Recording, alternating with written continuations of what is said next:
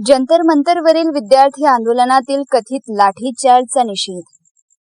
पांढरकवडा तालुका काँग्रेसचे उपविभागीय अधिकाऱ्यांना निवेदन.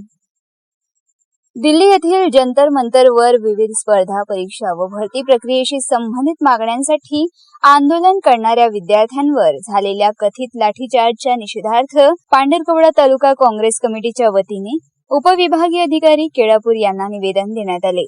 संबंधित घटनेची निष्पक्ष चौकशी करून दोषींवर कारवाई करण्याची मागणी यावेळी करण्यात आली. निवेदनात लोकशाही व्यवस्थेत प्रत्येक नागरिकाला तसेच विद्यार्थ्यांना शांततापूर्ण आंदोलन करण्याचा घटनात्मक अधिकार असल्याचे नमूद करण्यात आले आहे. विद्यार्थ्यांच्या न्याय मागण्यांवर सकारात्मक निर्णय घेण्याऐवजी त्यांच्यावर बळाचा वापर झाल्याचा आरोप करत या घटनेची सखोल चौकशी करण्याची मागणी करण्यात आली.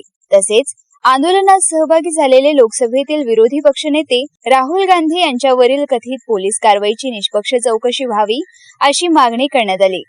काँग्रेस कमिटीने विद्यार्थ्यांच्या न्याय मागण्यांवर तातडीने निर्णय घेणे, शांततापूर्ण आंदोलनाच्या घटनात्मक अधिकाराचे संरक्षण करणे आणि दोषी अधिकाऱ्यावर योग्य ती कायदेशीर कारवाई करणे या प्रमुख मागण्या शासनाकडे मांडल्या.